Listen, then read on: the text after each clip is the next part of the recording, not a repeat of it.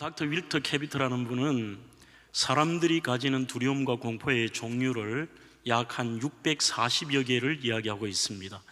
크게로는 죽음으로부터 실패와 또 이혼, 여러 고통의 삶의 현장, 질병, 또 심지어는 벌레의 공포증들, 피터 대제처럼 다리를 두려워하는 경우도 있고, 심지어는 장모 공포증도 있다, 이런 설명까지 해서 약 한 640여 가지의 두려움과 공포를 안고 살아가고 있다고 합니다.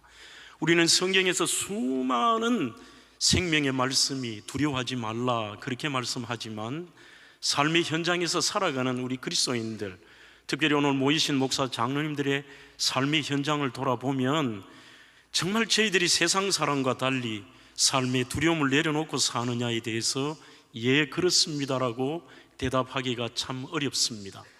여전히 우리 속에도 내가 주일마다 교회를 나가고 내 삶에서 신앙의 직분도 받고 심지어는 목회자가 되었지만, 여전히 우리에게 확고한 하나님에 대한 신뢰와 그분이 나의 삶을 보고 계시고 지키시고 은혜 베푸신다는 이 사실을 알지 못한다면, 여전히 우리는 세상 사람과 다를 바도 없이 그들의 살아가는 삶의 군상들의 모습이 우리 속에도 그대로 나타난다는 것입니다.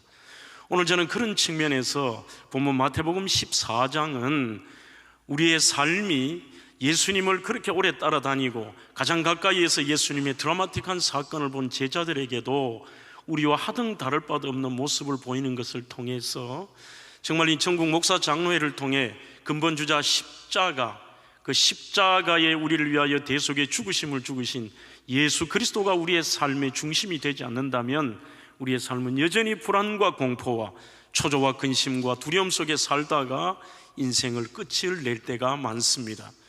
그러면 여러분들이 아시는 이 본문을 잠깐 소개하면 이렇습니다. 예수님의 공생애의 기간 중에서 가장 드라마틱한 사건, 예수님이 하나님이시라는 것을 가장 많은 사람에게 보여준 사건이 바로 오병이어의 사건입니다. 오늘 이 예수님께서 제자들에게 이제 저쪽을 향하여 배를 타고 가라고 하셨고, 그들이 역풍을 만났고 삶의 고통 속에 있던 그들에게 예수님이 나타나셔서 물리를 걸어오셨고, 또 베드로가 그곳에서 예수님의 지시에 따라 걸었던 이 사건, 우리는 이 사건이 어디에서부터 시작이 되었는가를 좀 아실 필요가 있습니다. 그것은 바로 가장 예수님이 하나님이시라는 것을 보여주신 이 엄청난 오병이어의 사건, 그날 저녁이었습니다.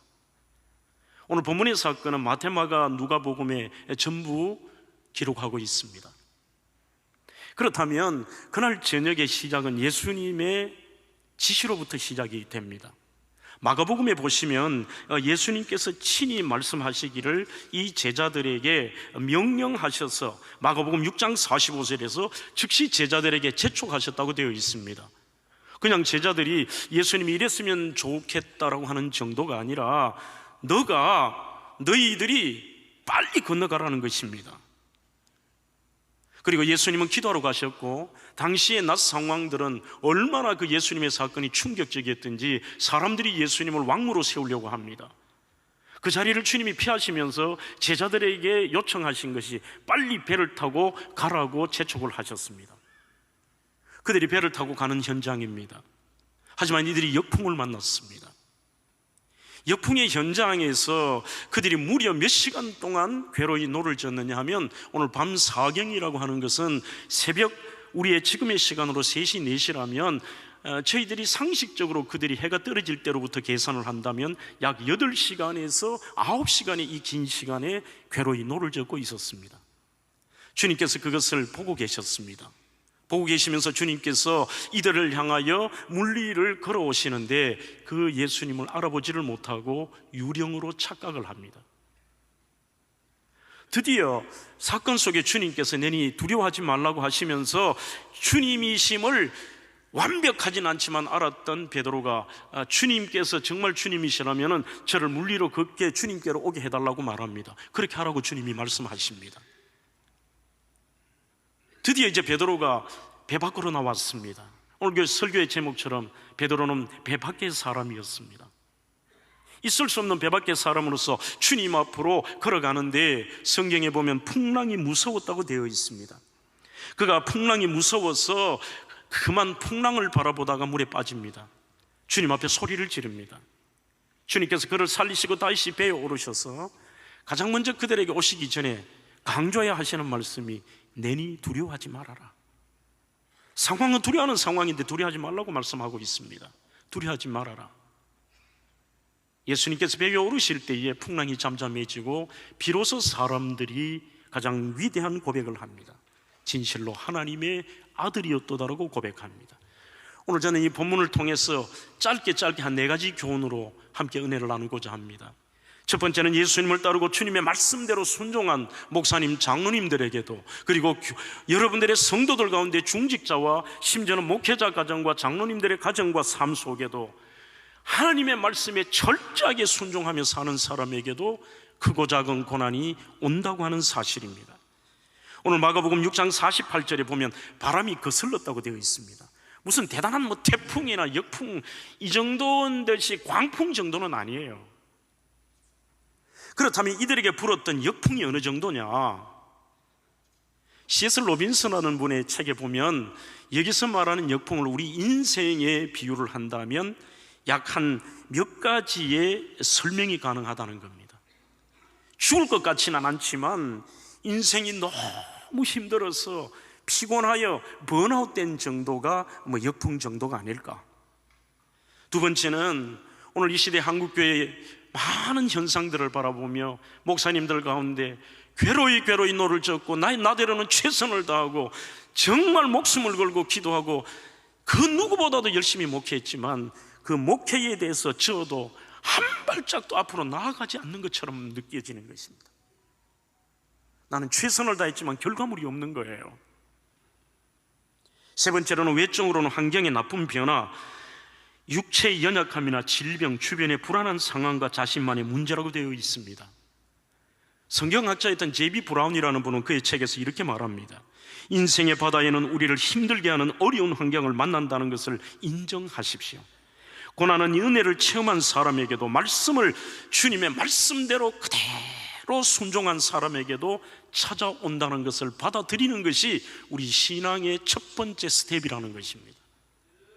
누구에게나 오늘 이 문제를 우리가 해결하지 못하면 늘 물음표를 찍고 원망하고 불평하고 또 좌절하기 마련입니다. 우리가 잘 아시는, 물론 그분의 신앙은 조금 문제가 있습니다만 포지티브 띵킹을 강조했던 로버트 슐러 목사님이 70년대 말에 한국에 집회 요청을 받습니다. 너무나도 몸이 지쳐 있었습니다. 가정적으로 힘들었습니다. 교회적으로도 힘들었습니다. 도저히 한국에 집회를 갈 형편이 아니었습니다만 하나님께 기도하니 집회를 하러 가라는 응답을 받습니다. 드디어 한국에 집회를 왔습니다.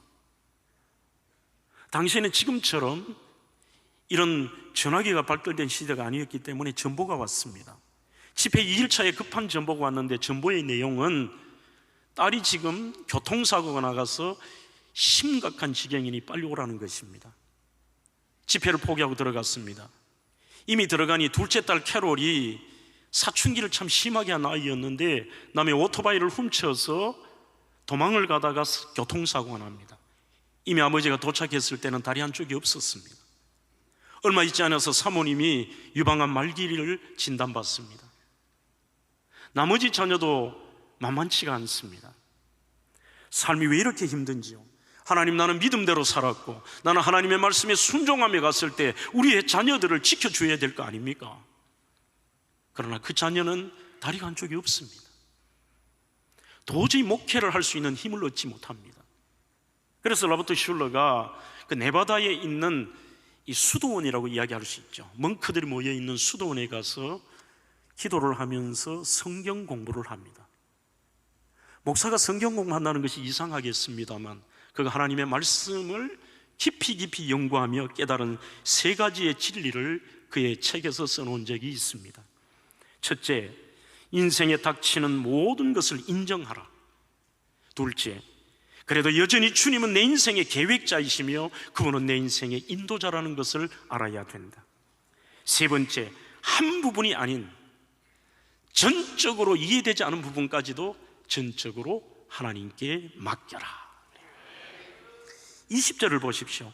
바람을 보고 무서워 빠져가는지라 소리질러 이르되 주여 나를 구원하소서. 오늘 베드로는 어찌 보면 다른 제자보다는 용기가 있습니다. 배 밖으로 나왔지만 그 예수님에 대한 전적인 신뢰가 없었기 때문에 그분을 여전히 자신의 도움의 대상이며 그 예수님을 전적으로 하나님으로 인정하지 않았기 때문에 그는 바람을 바라보며 물에 다시 빠질 수밖에 없었던 것입니다.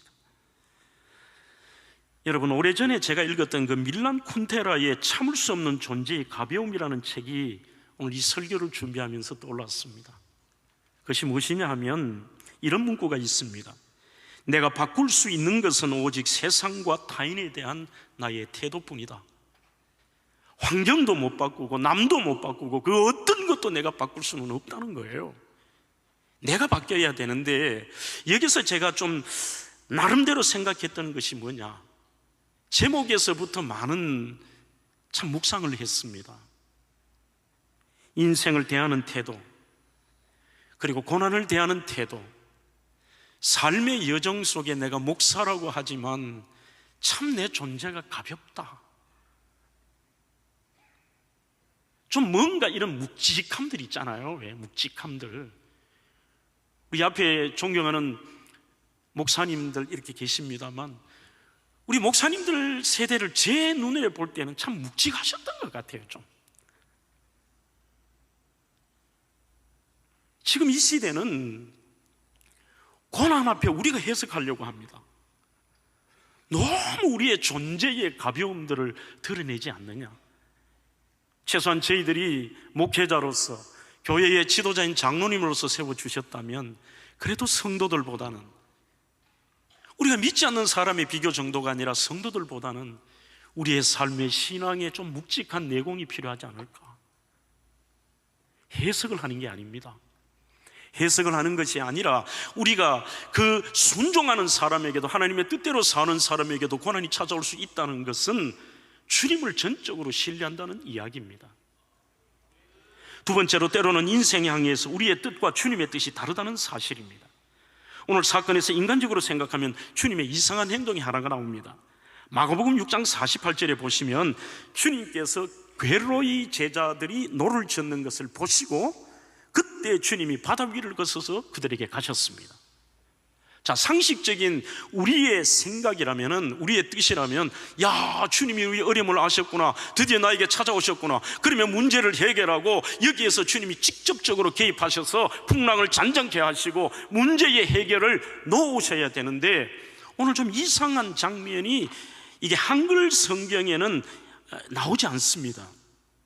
그것이 어떤 것이냐면, 주님이 제자들에게 가셨는데 그 자체가 죄송합니다, 이 헬라를 써서 카이 에델렌 파델레인 아우투스라는 말을 여기서 쓰는데, 아우투스라는 말이 빠져 있는 거예요, 한글 성경에. 그러면 그 아우투스라는 말 자체는 아시는 분이 계시겠습니다만 간절히 원한다는 뜻입니다. 한국말을 붙여서 직역을 한다면, 그리고 그가 그들을 지나가실 것을 원하고 계셨다고 되어 있습니다. 오시면 빨리 잔잔하게 하고 배에 올라오셨는데, 제자들은 지금 여기서 치열한 삶의 고난을 겪고 있는데 주님이 그곳까지 오셔서 그냥 지나가기를 원하시는 거예요. 이게 도대체 무슨 뜻일까? 분명히 제자들의 뜻, 그들은 간절한 바람이 오늘 이 절망의 현장에서 그들을 건져주기를 원했습니다. 그러나 주님은 보시면서도 그곳을 그냥 지나가기를 원하시는 거예요. 그냥 지나가신다. 주님은 실수가 없으신 분입니다. 주님의 의도가 있으십니다. 그냥 지나가려고 하십니다. 인간의 뜻은 고난의 현장과 두려움의 자리에 금방 오셔서 문제를 해결하시고 개입하시고 축복하기를 원하시는데, 주님의 이 뜻은 뭐냐면 그냥 원하시는 거예요. 이 부분이 제가 해석하기에 가장 어려웠습니다. 국내 자료를 다 뒤져보았습니다. 그 중에서 카일 델리치의 해석이 제 마음에 와닿았습니다. 우리의 뜻과 다른 주님의 뜻이 이곳에 뭘까?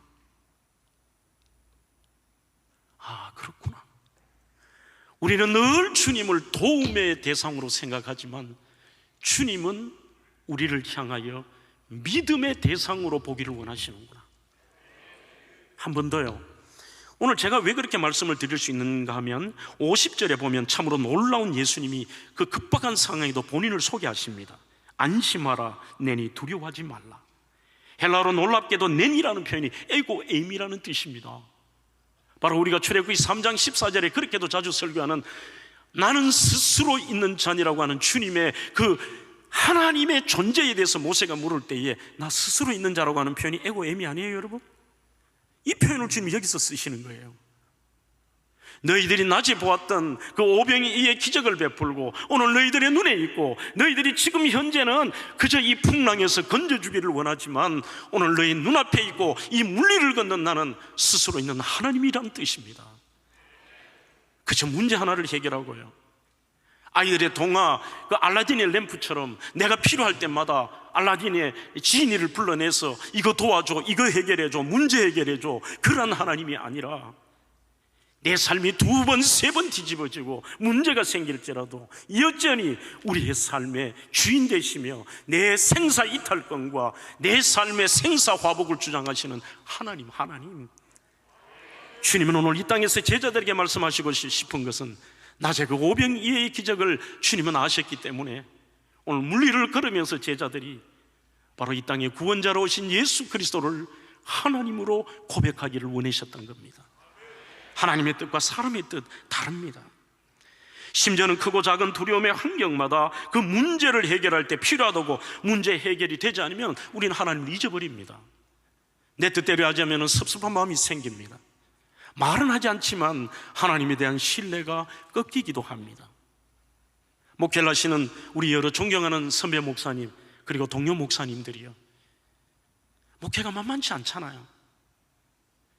그런데 어찌 보면 우리는 한 번쯤 이런 목장 기도회를 통해 우리의 삶과 신앙에 대한 점검이 필요한데 나 자신조차도, 목회자조차도 우리 구주 예수 그리스도를 나의 도움의 대상 정도로 알고 있지는 않는지요. 여전히 주님은 우리에게 말씀합니다. 에고 에이미, 내니 두려워하지 말아라. 나는 너의 도움의 대상 정도가 아니라 나는 너의 믿음의 대상이라. 그리고 주님께서 그냥 지나가시려고 할 때나 우리의 삶에 내 뜻대로 안 맞을 때는 꼭 하나님의 뜻이 달라요. 우리가 부모님의 뜻도 잘 모르지 않습니까? 제가 오래전에 그 동료 섬집 아기를 들으면서 굉장히 속상했습니다. 아니, 아이들에게 불러주는 동요가 너무 서글픈 거예요. 엄마가 섬 그늘에 굴 따러 가고 아기는 혼자 남아 집을 보다가 바다가 불러주는 자장 노래에 발베고 스르르르 잠이 듭니다. 아마 전 세계에서 제일 슬픈 동요 아닐까요? 에? 왜 우리 옛날 보면은 어머니 바딜 나가면서 아이 참 젖도 이제 갓 뛴 아이 방에 놓고 밖에 문 잠그고 왜 거기 숟가락 꼽아놓고 막 이랬잖아요, 그죠? 뭐 이런 장면 같아요. 애는 어머니 기다리다 지쳐서 그만 잠이 드는 뭐 이런 동요가 어디 있어요? 좀 화가 나더라고요. 그러다가 얼마 뒤에 무슨 생각이 드느냐 하면 저자가 이게 정상이라면 2절이 있을 거다. 그때까지 저는 2절이 있는 줄 몰랐어요. 그리고 찾아보니까 2절이 있더라고요. 혼자 팔푼이 같이 그 2절을 제가 보고 혼자 울었어요. 아기는 잠을 고니 자고 있지만 갈매기 울음소리 마음이 설레요. 그 다음부터 가사가 이래요. 어머니가 다 못단 굴바구니 머리에 이고 엄마는 모래밭을 달려옵니다. 그래요. 이거는 굶어 죽지 않으려고 일을 안 할 수도 없고 애만 볼 수도 없고 일만 할 수도 없고 일도 해야 되고 애도 관심 있고 일은 하지만 온통 마음은 아이에게 있는 거죠. 그래서 그 표현 한번 보세요. 그냥 밭도 아니라 어머니는 모래밭을 달려오지 않습니까? 그때 저는 하나님의 마음을 조금 알았습니다. 우리가 과연 아이가 어머니의 마음도 모르는데 우리가 어떻게 하나님의 뜻을 다 할 수 있을까? 그래, 삶의 모든 것들을 해석하지 말자. 해석하지 말자. 하나님의 그분의 뜻이 있다. 이것이 오늘 본문이 우리에게 주는 교훈이기도 합니다. 그래서 사람들은 생각이 달랐지만 오늘 예수님이 하시는 일들과 그분의 말씀하심을 종합하면서 결론적인 것이 33절에 배에 있는 사람들이 예수께 절하며 이르되 진실로 하나님의 아들이라고 되어 있습니다. 세 번째는 우리가 힘들어도 두려워하고 포기하지 않고 계속 노를 젓기를 원하시는 게 하나님의 뜻이 아닐까, 그런 생각을 해봅니다. 저는 오늘 반대의 측면을 한번 생각해 보려고 합니다. 우리는 늘 예수의 제자는 문제가 있고 이들은 늘 보면은 실패하고 연약한 존재로 보는데 다른 사건과는 조금 다른 측면이 있습니다. 그것이 뭐냐 하면 보통 때 같으면 이 제자들이 한 30분이나 1시간 저보고 이 역풍이 끝이 나지 않아요. 야, 이건 뜻이 아니다. 우리가 안 해본 것도 아니잖아. 최선을 다했잖아. 돌아가자. 돌아가면 됩니다. 아니, 좀 더 열심히 해서 12시까지 저어봤다면 우리는 내 상상에 그리고 내 한계에 넘어서는 만큼 나 최선을 다해봤어. 흔히들 이런 소리 합니다. 목사님, 저는 젖먹는 힘을 다해서 내가 할 수 있는 한을 최선을 다했습니다. 이제는 아닙니다. 목회자도 그런 얘기를 하는 분들이 많습니다. 저는 내 생명 바치는 각오로 지금까지 왔지만 더는 아닙니다. 하지만 오늘 제자들은 그 8시간, 9시간을 노를 저었다는 것은 최소한 그들이 뒤로 가지 않고 오늘 표현도 괴로이 노를 저었다는 것이죠. 한 8시간, 9시간 한번 저어보십시오.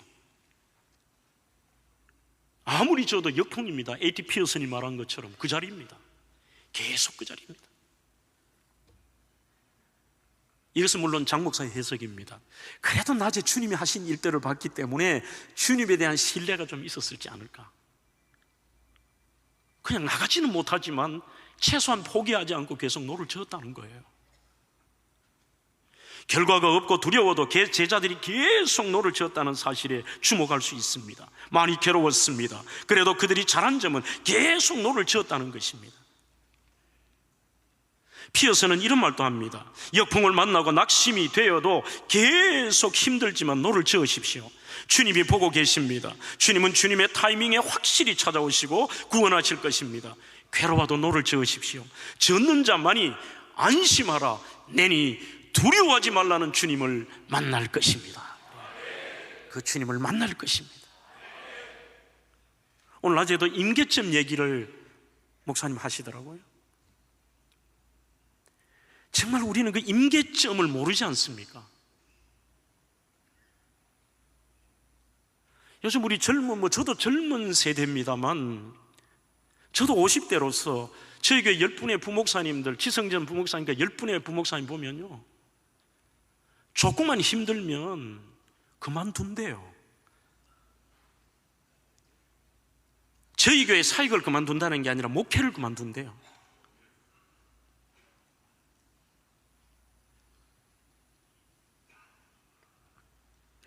어찌 보면 오늘 현대 그리스도인들은 우리의 신앙의 선배들처럼 괴로이 노를 저으려고 하지 않는 것이 문제입니다. 여러분들 신앙생활도 표현이 좀 그렇습니다만 우리가 기도하는 것도 모든 신앙의 삶들이요, 괴로운 부분이 많습니다.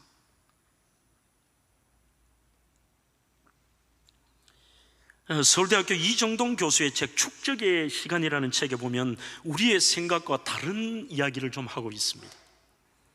반짝이는 창의적인 아이디어는 인생에 큰 도움이 안 됩니다. 우리는 늘 어떤 역사를 바꾸며 어떤 일들을 이루기 위해서는 창의적인 생각과 반짝이는 아이디어가 중요하다고 생각합니다.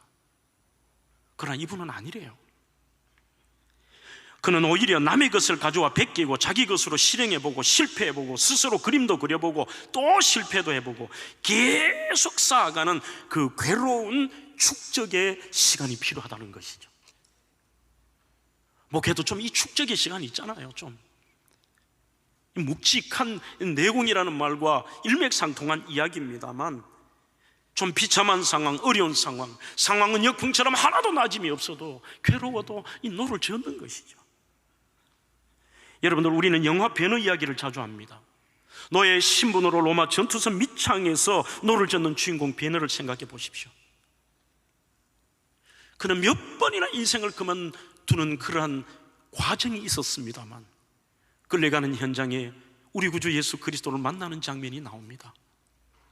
그 이후로 그는 신앙도 없고 아무것도 없었지만 그분에 대한 잔상과 그분에 대한 신앙이 아니었지만 그분에 대한 마음이 자리 잡고 있었습니다.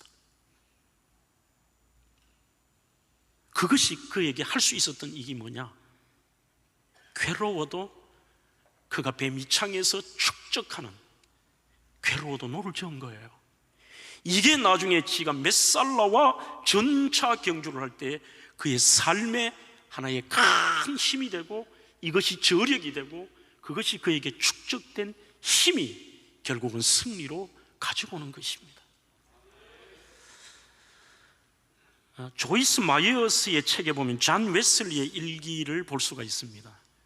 저희들은 존 웨슬리라고 하면 이야, 성공한 전도자, 위대한 전도자라고 하는데, 오늘 웨슬리의 일기를 제가 여러분들에게 읽어드리면 우리가 최소한은 웨슬리보다 나은 것 같습니다. 제가 그대로 한번 읽어보겠습니다. 5월 5일 주일 오전 세인트 안나 교회에서 설교함. 다시는 오지 말라는 소리를 들음. 5월 5일 주일 오후, 바로 그날 오후입니다. 세인트 유다 교회에서 설교함.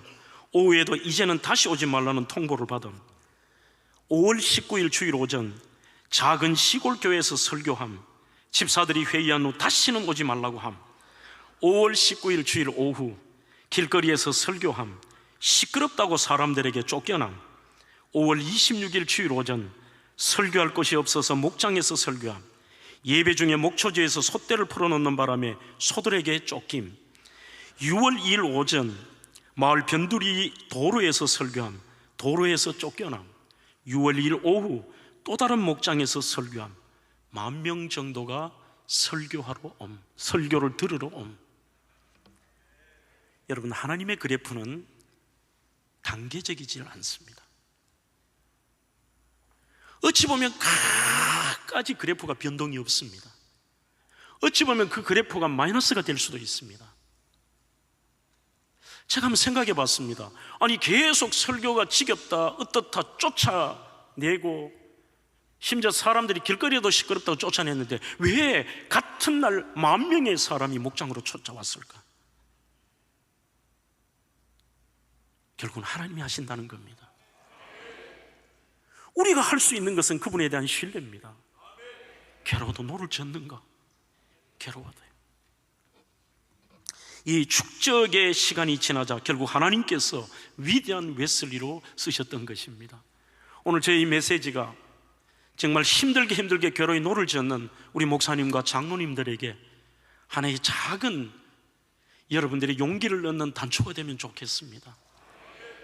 오늘 처음부터 끝까지 저의 설교는 사람이 용기를 가져라, 그리고 여러분들이 이런 삶의 지혜를 배우라가 아닙니다.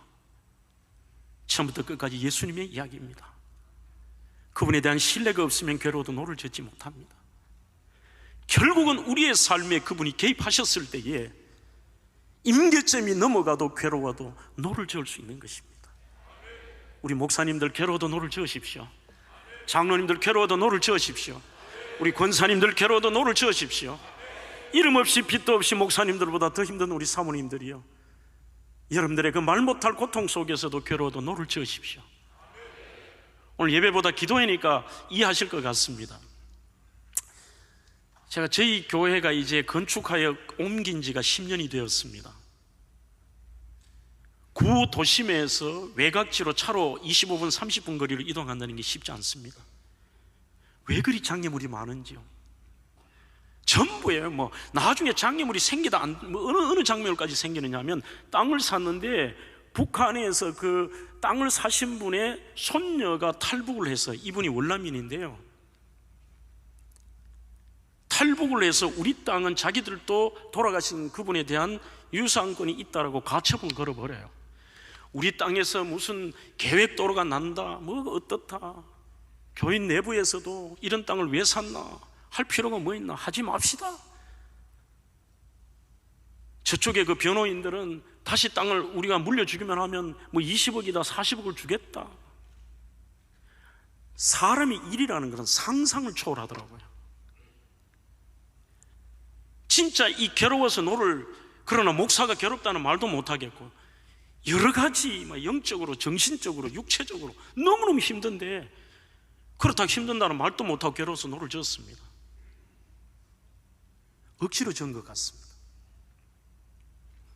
어느 날 대신대학교에 갔다가 오면서 CBS 라디오를 켰는데, 거기에서 민요인지 가요인지는 모르겠어요. 이해하고 들으시면 좋을 것 같고, 이상한 노래가 하나 나오는데 그 노래가 꼭 저에게 하는 것 같아요.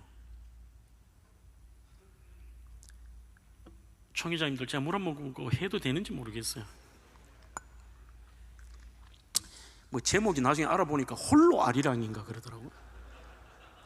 저 멀리 동해바다 외로운 섬, 그래요. 그래, 외롭다. 오늘도 거센 바람 불어오겠지. 매일 바랍니다. 조그만 얼굴로 바람 맞으며, 그래, 능력도 없고 자질도 없고 아무것도 아닌데 참 내 혼자 바람 다 맞는 것 같다. 독도 약한 밤에 잘 잤느냐 그래요. 매일 못 잔다 그랬어요. 아리랑 아리랑 홀로 아리랑, 아리랑 고개를 넘어가 보자 그래요. 이까지는 아무 생각 없이 그냥 넋두리만 하면서 이렇게 그냥 라디오를 듣는데, 제일 그 끝에 가사가요, 완전히 가슴에 꼽히는 거예요. 이게 가다가 힘들면 쉬어가더라도 손잡고 가보자, 같이 가보자 그래요. 근데 그게 그날 음성이 주님이 저한테 하는 것 같은 거야. 야, 가다가 뭐 좀 건축 중단되면 쉬지 뭘 고민하지 마라. 주님의 얘기를 제가 하는 거예요. 그런데 주님이 이래요. 내가 안다. 오늘 이 제자들이 물리를 걸어서 역풍 속에 8시간 9시간 지는 걸 주님 알고 계세요. 주님 모르시겠어요? 우리는 우리가 하는 줄 알고, 뭐 우리가 뭘 대단한 줄 알고, 그게 아니라는 거예요. 손잡고 가보자, 같이 가보자 그래요. 그래서 제가 주님 손잡고 가볼게요 이랬어요. 그러니까 똑같은 환경이 달라지는 것도 없는데 이 괴로워도 노를 지을 수 있겠더라고요. 여러분, 저는 어느 특정한 사람의 이야기는 아니라고 생각합니다. 큰 교회를 하시는 분은 큰 교회를 하는 대로, 개척을 하시는 분들은 개척을 하시는 대로, 정말 농어촌 교회에서 힘들게 오늘도 치열하게 괴로이 노를 젓는 여러분들도 마찬가지입니다. 주님이 알고 계신다. 주님이 보고 계신다. 나를 위하여 십자가에 달리사 내가 너를 사랑한다는 것을 보여주신 그분께서 내 손을 잡아주신다. 뭐 어때요? 좀 적게 모이면 어떻고, 힘들면 어떻고요? 손잡고 가보자, 같이 가보자 그러세요. 시간이 없어서 마지막으로 때로는 용기를 내 주님을 의지하며 배 밖으로 나올 필요도 있습니다. 모험과 도전이라는 말이 그리스도인들에게는 우리는 믿음이라는 말로 대체할 수도 있습니다. 인생을 살다 보면 오늘 베드로처럼 배 밖으로 나와 물리를 걷는 기적을 체험할 시간이 찾아오기도 합니다. 그런데도 우리에게는 배 밖으로 나갈 용기가 없을 때도 있습니다. 저는 베드로에 대해서도 오늘 측면을 바꾸어 봅니다. 늘 베드로는 의심하고 부인하고 저주했던 제자로 보지만 이때만큼은 그래도 물에 빠졌지만, 여러분들 이런 생각 안 해보셨어요? 예수님 말고 인류 역사상 물리를 걸어본 최초의 사람 아니에요? 그래도 배 밖으로 나와봤으니까. 케빈 하니의 무모한 믿음이라는 책에 보면 배 밖으로 나오는 믿음을 이렇게 소개합니다. 하나님을 따른다는 것은 언제나 위험합니다. 나는 하나님의 초대를 받아들여 새로운 위험을 감수할 각오가 되어 있습니까? 나는 정말로 무모한 믿음의 삶을 살아가기를 소망하십니까? 나는 어떤 대가를 치르더라도 혹은 어디로 가게 되든지 예수님을 따라 모험의 길을 떠날 준비가 되어 있습니까? 여러분, 대단한 믿음이 아니어도 좋습니다. 여러분들의 삶에 크고 작은 어떤 문제 앞에서도 여러분들에게 하나님이 던져주신 그러한 현장 속에서 여러분들이 작은 믿음이라도 사용해서 이 베드로처럼 배 밖으로 좀 나와본다면 이것도 주님을 신뢰하지 않으면 불가능한 일입니다. 어찌 보면 믿음의 선진들, 히브리서 11장에 기록된 모든 분들이 배 안에서 배 밖으로 용기를 내본 분들입니다. 존 오트버그는 이렇게도 말합니다. 당신이 물리를 걸어가기를 원한다는 것은 배 밖으로 뛰쳐나와야 합니다. 일단 배 밖으로 용기를 내서 나왔다면 두 가지가 중요하다고 말하고 있습니다. 첫째, 주님께 집중하십시오.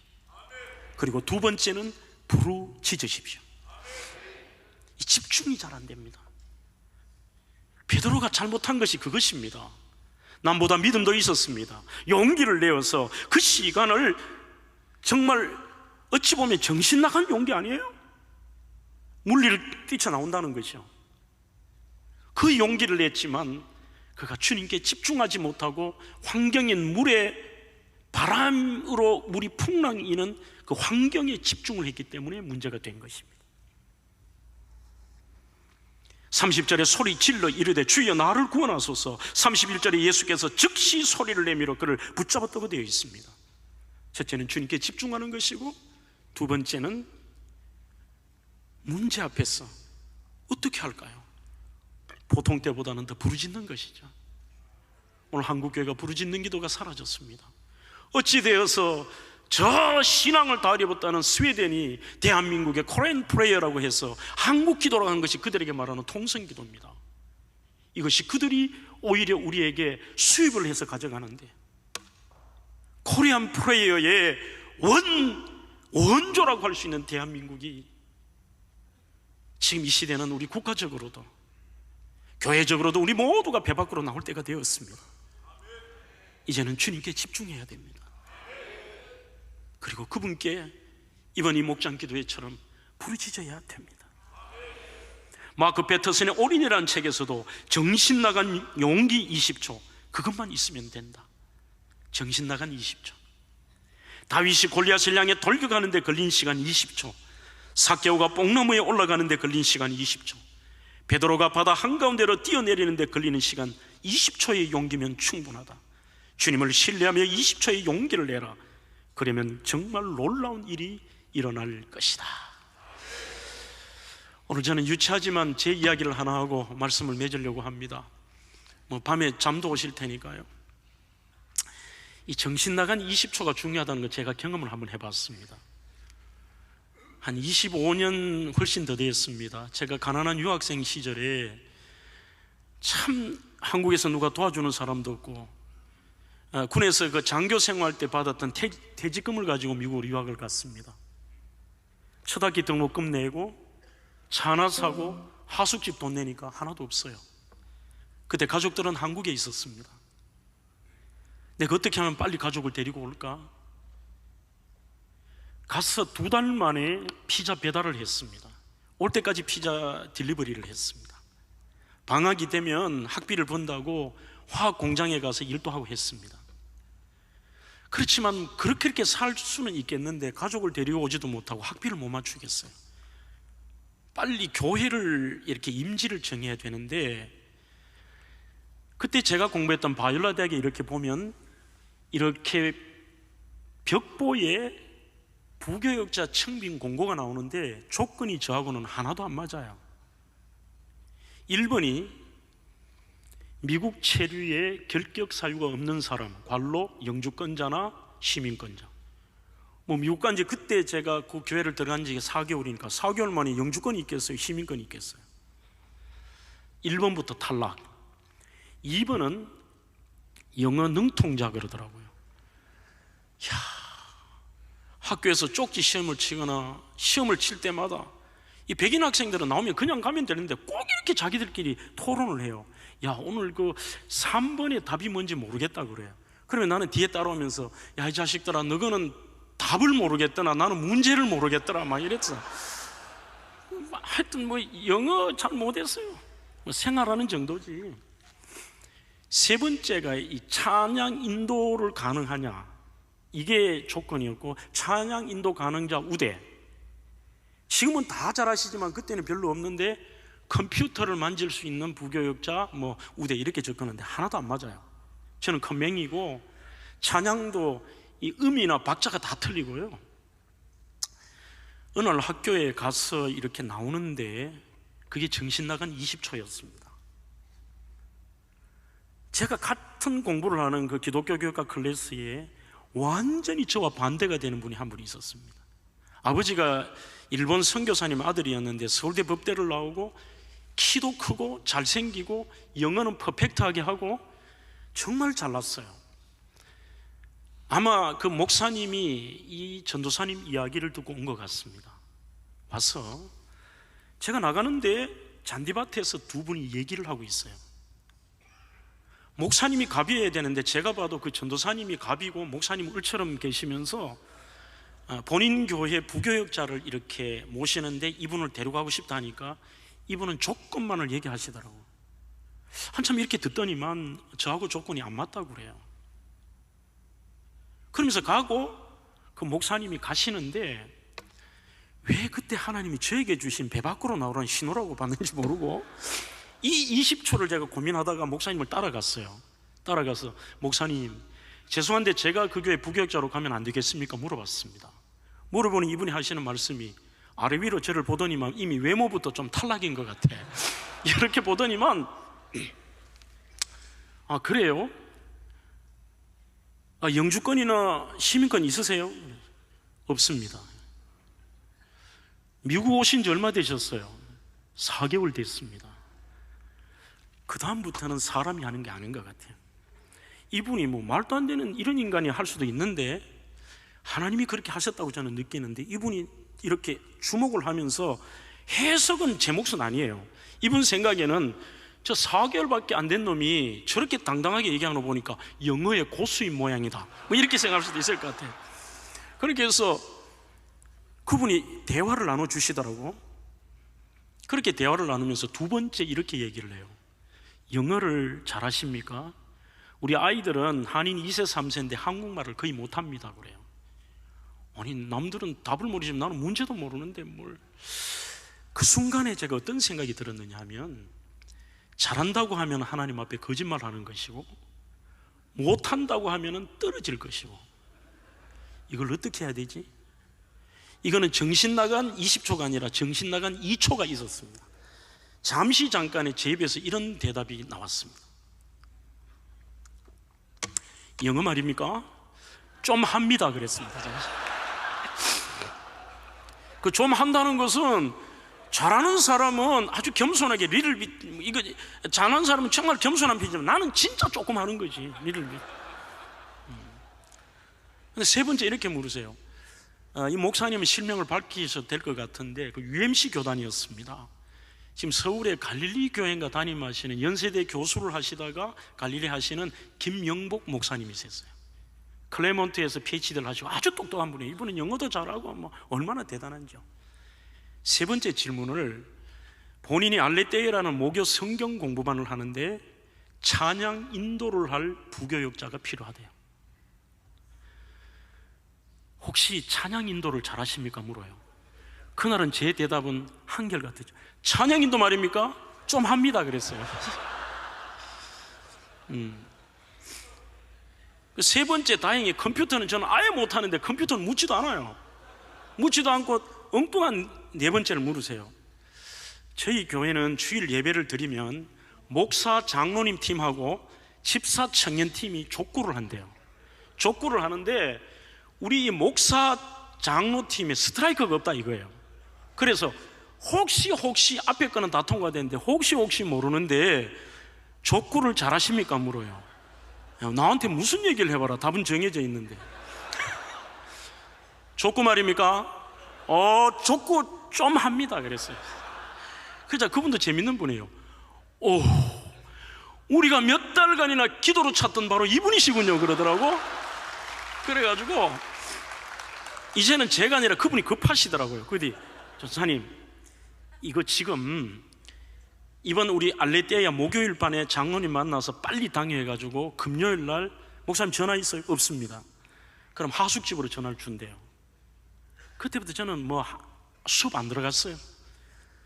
그 학교에 조그마한 그 아시겠습니다. 바이올라에 그 기도하는 작은 교회가 있습니다. 거기 들어가서 하루 종일 하나님 앞에 집중해서 부르짖었어요. 하나님, 난 여기 아니면은 내가 어디 어플라이를 해볼 수도 없습니다. 금요일날 아침에 전화가 왔습니다. 장로님이 이런 분은 2번 다시 못 구하니까 이번 주에 오래. 그래 갔습니다. 오늘 시간 관계상 다는 설명 못 하고요, 영어도 그렇게 통과를 해서 아이들에게 처음에 설교하니까 애들이 미쳐버리려고 그러더라고요. 한 6개월 하니까 제가 괴로워서 못 하겠어요. 그래서 야, 너희들 전부 부모님이 한국 부모님 아니냐? 나 지금부터 한국말로 설교할 테니까 너희들이 알아들어 그랬어요. 그러자 애들이 몇 주간은 더 미쳐버릴 것 같더라고요. 한데 이것이 한 달이 되고 2달이 되니까 10년들이 제가 하고 싶은 말 다 하니까 애들이 변화되더라고요. 제일 큰 문제가 찬양 인도인데 악기도 없고 그냥 기타를 주더라고요. 우리 나이만 돼도 왜 이 기타 코드 몇 개는 알잖아요. 무조건 기타를 맸어요. 매고 전에 한번 그냥 끌었어요. 끌고 세상에서 드릉 방황할 때 드릉드릉 나 주님을 몰랐네 드릉드릉 오 주여 이 죄인이 드릉 용서받을 수 있나요? 그랬어. 그리고 제일 좋은 게 있더라고요. 만만하면 이래 하면 돼. 앞에 몇 번 한 다음에 후렴은 2손 들고 반주 없이 그래 하는 게 그래 맞췄어요. 맞췄는데 그 전주 분이신 그 윤 아브라함 장로님이라는 큰 사업하는 분이 아주 톤을 높게 저를 불러요. 전사님 이리 와보세요. 그래. 아, 올게 왔구나. 그래서 예 장로님, 지금까지 부목사님 전사님 거쳐갔지만 찬양이 더 최고예요. 그래. 그래서 아니 장로님 이건 또 왜 이래요? 물어봤어요. 물어보니까 이분이 하시는 말씀이 아니 지금까지 부목사님 전도사님들은 전부 뭐 모르는 노래 뭐 지 혼자 생각하는데 처음으로 아는 노래 했어요? 그러다 시간 관계상 제가 그 교회에 담임까지 했습니다. 담임까지 하다가 그 성도들의 간절함을 물리치고 이 정말 골수 장로교가 제가 UMC에서 목회할 수는 없잖아요. 그래서 그 성도들의 눈물을 뿌리치고 한국에 돌아왔습니다만 오늘 제가 무슨 부끄러운 얘기를 하는 거예요? 하나님은 우리 모두에게 우리의 위치가 시골이든 도시든 큰 교회든 작은 교회든 여러분들의 삶의 모습이 어떠하든지 가정적으로라도 반드시 하나님이 하실 테니까 우리를 보고 배 밖으로 나올 그 용기 있는 20초를 내보라고 얘기하실 때가 있습니다. 지금 여러분들의 삶은 배 안이십니까? 아니면 용기를 내 배 밖으로 나오셨습니까? 배 밖으로 나오셨지만 또 다른 바람이 부십니까? 배 안이시라면요, 해석하려고 하지 마십시오. 그리고 여러분들은 안에 계시면은 괴로워도 노를 저으십시오. 배 밖으로 나오셨다면 저 파도와 바람 속에 여러분들을 부르시는 주님의 음성을 따라 우리 주님께만 집중하십시오.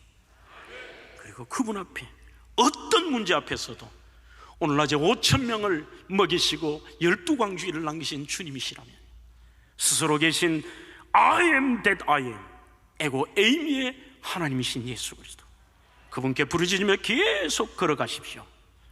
오늘 또 주님은 우리에게 그렇게 말씀하십니다. 내니 두려워하지 말라.